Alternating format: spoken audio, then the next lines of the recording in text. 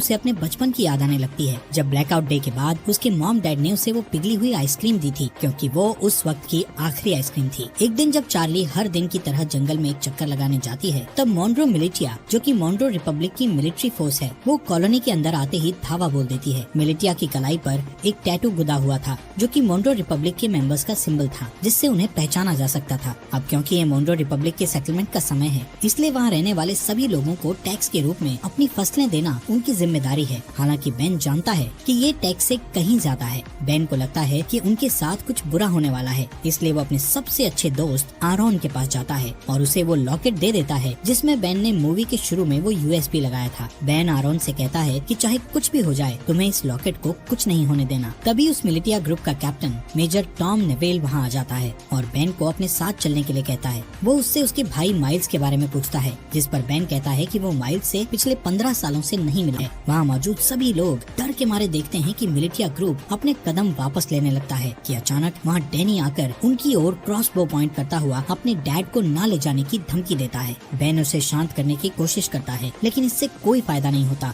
और गलती से डैनी उन पर गोली चला देता है, जिससे वहाँ मौजूद एक दुश्मन मारा जाता है। ये देखकर एकदम से सभी लोग मिलिटिया पर हमला करना शुरू कर देते हैं, लेकिन इस लड़ाई में उनका कोई मुकाबला नहीं होता और कई लोग मिलिटिया द्वारा मारे जाते हैं, जिसमें टॉम और बाकी लोगों को छोड़ दिया जाता है। लेकिन मिलिटिया ने डैनी को बंदी बना लिया था। कुछ देर बाद जब चार्ली वापस अपने घर आती है, तो यहाँ वो अपने डैड को खून में लथपथ पाती है, जहाँ वो अपनी आखिरी सांसें ले रहा था। वो उसे बताता है कि डैनी को मिलिटिया के लोग किडनैप करके ले गए हैं और अब उन लोगों की आखिरी उम्मीद सिर्फ माइल्स ही है, जो शिकागो में कहीं रह रहा है। चार्ली रोते हुए अपने डैड को बचाने की कोशिश करती है, लेकिन बेन मरने से पहले उसे अंकल माइल्स को ढूंढने के लिए कहता है, जिसके बाद उसकी मौत हो जाती है। अपने डैड के ऐसे मरने से चार्ली पूरी तरह टूट चुकी थी, लेकिन उसके पास शोक मनाने तक का टाइम नहीं था। वो अपना सामान पैक करती है और अकेले बाहर निकलने के लिए तैयार हो जाती है, लेकिन मैगी और आरोन उसे अकेले नहीं जाने देते, जिसके बाद वो खुद उसके साथ जाने को तैयार हो जाते हैं, जो चार्ली को बिल्कुल पसंद नहीं आता। इसके बाद तीनों खतरनाक रास्तों से होते हुए पूरे दिन सफर करते हैं, जिससे तीनों के बीच बॉन्ड और भी ज्यादा मजबूत हो जाता है। अगले दिन चार्ली जब पानी लेने के लिए झरने के पास जाती है, तो उसे एक नेट नाम का लड़का दिखता है, जिसे देखकर वो वहीं रुक जाती है। अब क्योंकि पूरी दुनिया ब्लैकआउट में चली गई थी, इसलिए तब के बाद से हर इंसान को पहली बार में देखकर